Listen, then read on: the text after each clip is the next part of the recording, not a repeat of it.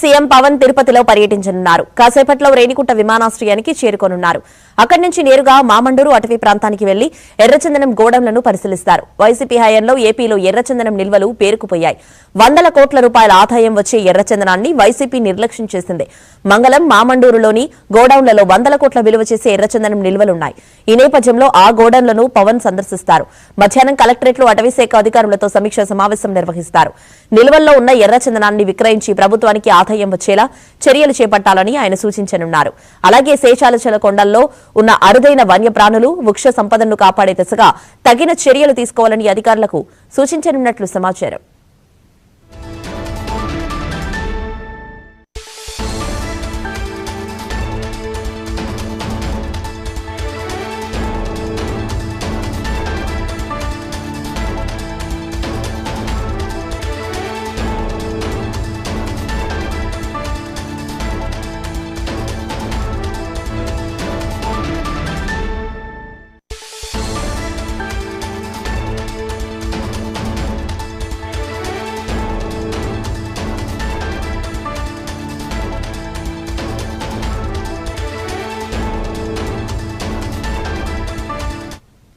తిరుపతి, చిత్తూరు జిల్లాల్లో ఉప ముఖ్యమంత్రి పవన్ కళ్యాణ్ పర్యటన 2 రోజుల పాటు కొనసాగనుంది. ముందుగా తిరుపతి జిల్లా ఎర్రచందనం డిపోను పరిశీలిస్తారు. తర్వాత జిల్లా కలెక్టరేట్లో ఎర్రచందనం అక్రమ రవాణా, స్మగ్లింగ్ నిరోధంపై సమీక్షలో పవన్ పాల్గొననున్నారు.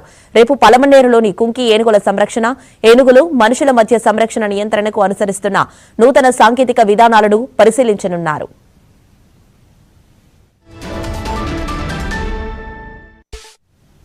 ఇక అదే అంశానికి సంబంధించి మరిన్ని డీటెయిల్స్ ని మా కరెస్పాండెంట్ జగదీష్ లైవ్ ద్వారా అందిస్తారు. జగదీష్, పవన్ కళ్యాణ్ తిరుపతి టూర్ కి సంబంధించిన డీటెయిల్స్ ఏంటి?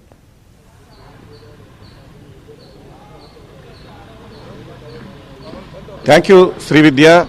ప్రపంచంలో ఎక్కడా దొరకని అరుదైన వృక్ష సంపద శేషాచలం అటవీ ప్రాంతంలో ఉంది. ముఖ్యంగా ఎర్రచందనం లాంటి చెట్లు శేషాచలం అటవీ ప్రాంతంలో ఉన్నాయి. అయితే గత వైఎస్ఆర్ కాంగ్రెస్ పార్టీ హయాంలో ఎర్రచందనం నిల్వలు ఎక్కువగా పేరుకుపోయిన పరిస్థితి.